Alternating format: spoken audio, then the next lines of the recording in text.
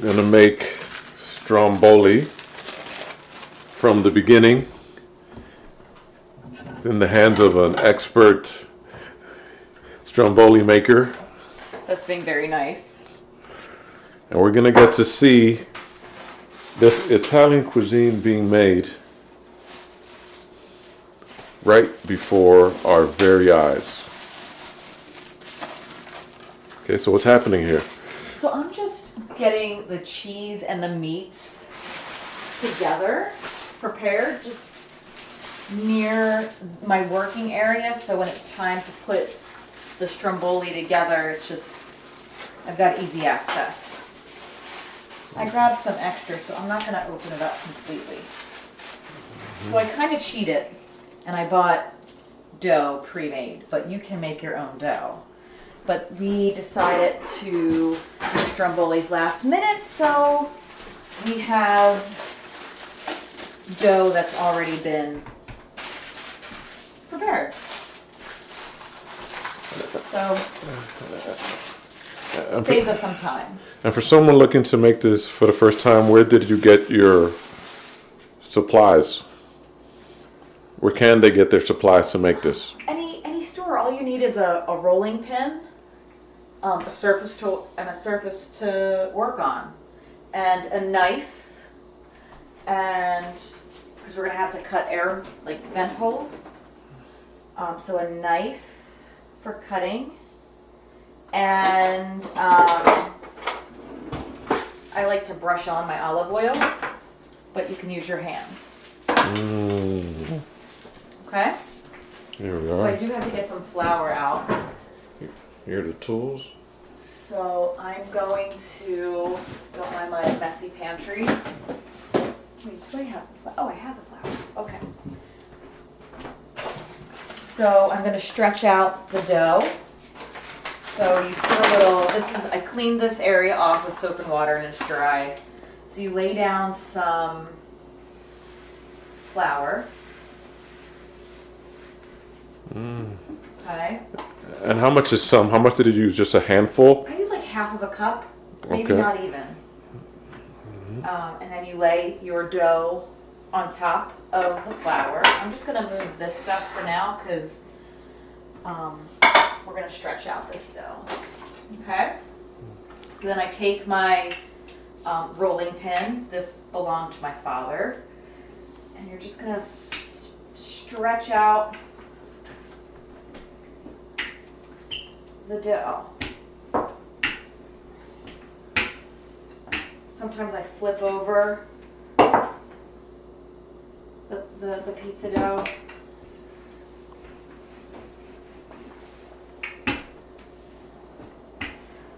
Just kind of take your time. To me, this is the fun part. This is my favorite part.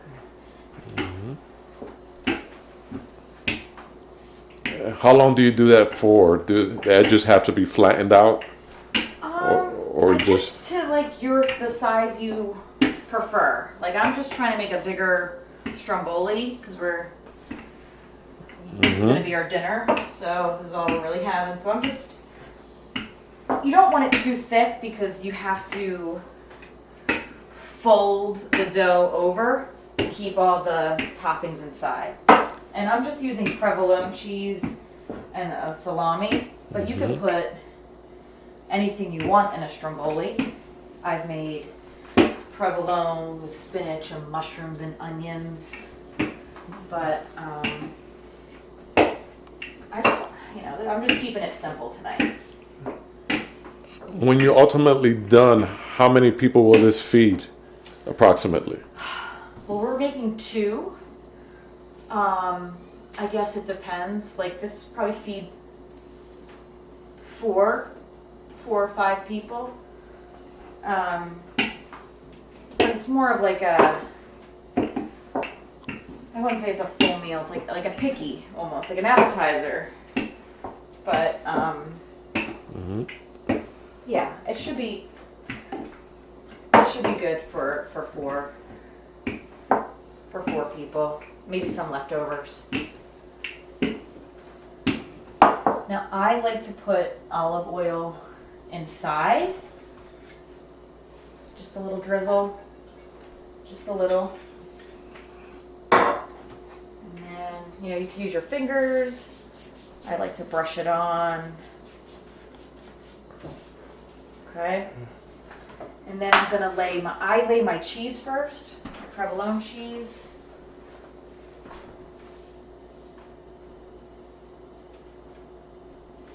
And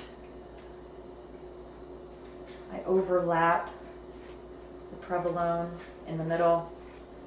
I don't know why I do it, I just do.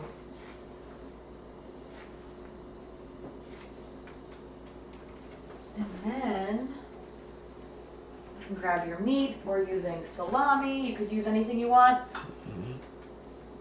This tends to be the favorite in my house. So. And this is usually, what other meats are available to put inside the Stromboli? If Like I know, like some people use like meatballs. meatballs also, okay. Mm-hmm. I never attempted that. Mm-hmm. I just kind of keep it pretty traditional, the way I ate them as a kid. Mm. And my good friend from high school, she kind of taught me this. So this is her kind of way that she was taught to make them, Strombolis. Okay, so this is the hard part. You want to fold over the dough. So I'm just sort of like rolling it in because we want everything to stay in. It's almost like a hot pocket, but better. So I'm rolling. And I'm sure there's a better way to do that. And then I have to keep the dough, I'm pressing the edges together so the cheese doesn't fall out of the edges, the ends, sorry. So I use my fingers and I press down really hard. Sometimes I get a little bit of water from the sink. And what does the water do? It almost acts like a glue, so it sticks. It makes the dough stick. Mm. Okay. I might even bake it like that. No, I'm gonna bake it like this. Sorry. And then you want to add little air vents. So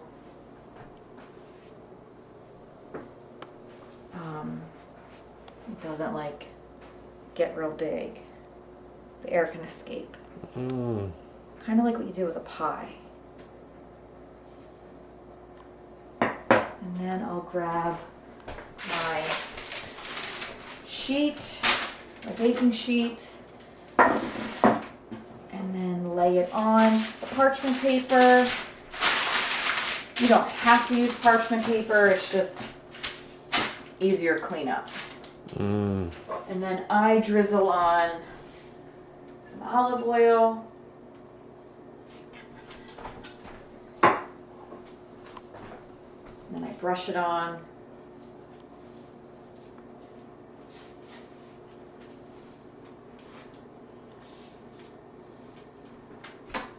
And then it's ready to go. I stick it in the oven. You could do 350 for 30 minutes. I do 375 for 30 minutes, but I just keep an eye on it until it's golden brown. Mm. And will you do another one just like this? I'm gonna do another one just like this. I'm gonna repeat all the steps. Do you mind if we watch you? Sure. And so right now the oven is being preheated to 375. I'm 375. I'm just gonna use the same. You keep the same flour on there? Same flour. Add a little more? Add a little bit more. Okay. And then it's just a repeat. Do you want to try? I can. I have to hold the camera. Okay.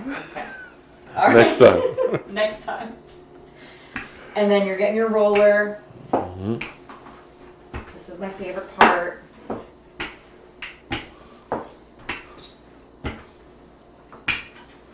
When was the first time you made this?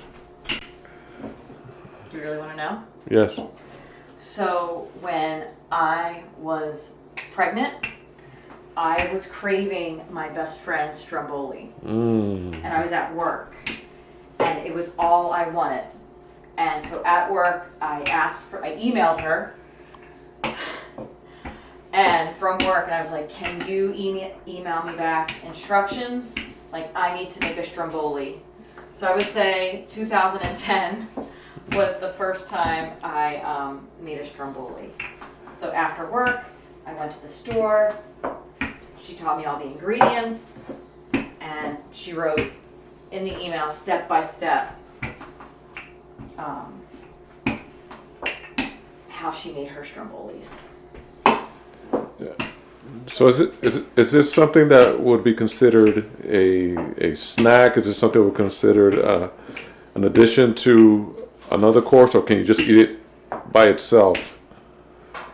Like in my house, it would be like an appetizer. So like when I make them, like my kids like these, so when I make them for New Year's Eve, it's sort of an appetizer. So we have these along with other food that we prepare for the night. So we might have a side of baked ziti, a salad, and just some stromboli to pick on. How about some red wine? Yes, but not for the kids. Not for the kids. And the first time you made this, was it a success? Was it a success? It was a success. Yeah. And I following the steps that your friend had given you. Yes, and I made two. I made one with provolone and salami or pepperoni, whatever you want to use, and then I made one with, I believe, spinach, provolone, onions, and mushrooms. But it was a success. Yes. So do you eat this as it is once it finishes baking, or do you dip it in something? Do you put anything else on top of it? I eat it as is. Some people do dip it in like a marinara sauce, but I just eat it as is. And how long do you have to leave this in the oven for? I leave it in for 30 minutes. Do you have to flip it over? Do No you have flipping, just checking. Sometimes, sometimes I have I make mistakes and the cheese will ooze out, but it's still edible. Because I'm no expert. I'm just someone who likes to cook, but I'm not an expert at Stromboli making. But my Strombolis are good. You got So I'm told. You were told by a lot of people. A lot of people. Wait, I want to stretch this out a little bit more. Okay. Watch the process. Seems to be a very calming process. It is. And I should learn, I probably should make my own dough. But like I said, it was last minute, and the people that are over right now, we decided to make Strombolis, so. And you said how many people can you feed with this? I think 4. 4 people. 4. Yeah. Our tummies will be full. Oh, some olive oil. I am running out of olive oil. And can you explain the purpose of brushing on the olive oil again? Well, it gives it flavor, and then it helps make the dough turn brownish in color, I think. That's what I was told. Okay. For someone getting started in this, where can they get parchment paper? Where can they get the tray? Where can they get the rolling pin? Someone who's never cooked, someone who's... So you can get all your, most grocery store or markets have parchment paper, your provolone cheese, your meats, your olive oil. They even have rolling pins in some supermarkets. Do they all mostly come in a standard size or rolling pins? I think different different sizes and different materials. Like I have another one. It's a little bit bigger. But I tend to grab this one. So this is a little heavier. It looks to be metal. Is it plastic? Is it? I don't know what it is. Yeah, it's not wood. We know that. It's not wood. Yeah. It might be metal Yeah. and plastic. Okay, so you're up to the cheeses. Yes. Cheeses are laid on. Now I'm gonna lay the meats down. And like I said, you could kind of put anything you want in your stromboli.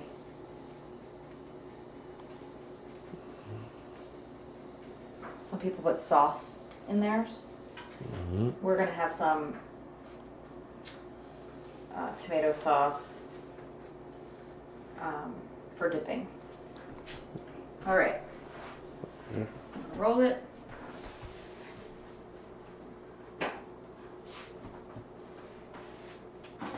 Fold it, I should say. I'm gonna fold it over. I'm gonna just make sure my edges, there's no air or no cheese can escape. And take some water for the sake.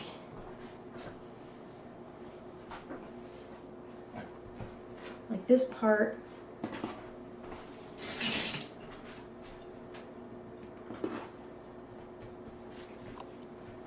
Boom, boom.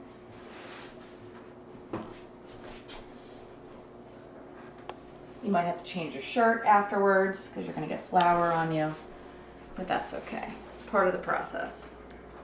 Okay, so, and I'm going to put that olive oil back on. I don't have much left. I'm going to brush it on. I should have put this on the baking sheet first, but that's okay.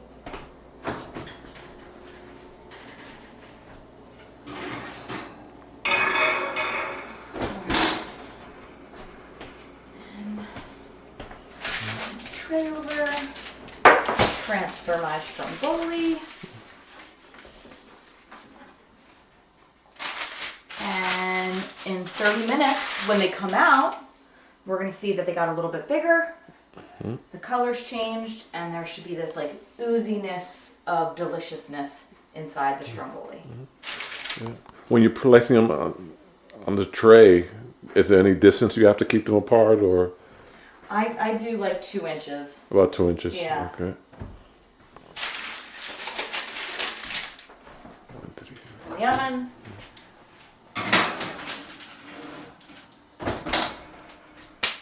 And then clean up. And then in 30 minutes, oh, let me set the clock timer, sorry. We'll be good to go. Well, thank you, Natalie, for allowing us to review your process, including us in your process of making the stromboli, something that's been with you for many years. Anything else you would like to say about the stromboli or what cooking means to you? Well, I hope it comes out well tonight, so we have good results, so you can, enjoy the stromboli. What does cooking mean to me? Yes. I just kind of keep family traditions alive in the kitchen. And is it something that someone do you think most people can do this? I think anybody can do this. And let's say who were some of your influences growing up in the kitchen? Mom, dad, grandparents. They would all cook? Yeah. And what were some of the favorite foods that you grew up enjoying? Eggplant parmesan. By? My mother. Escarole soup. My mother. Pizza. My father. Fish. My father. Yeah. Those are the things that stick out. It sounds like you grew up in a house full of a lot of good smells. Yes. And tasty delight that is continuing with you. Yes. Well, thanks again, Natalie. Thanks for coming into my kitchen.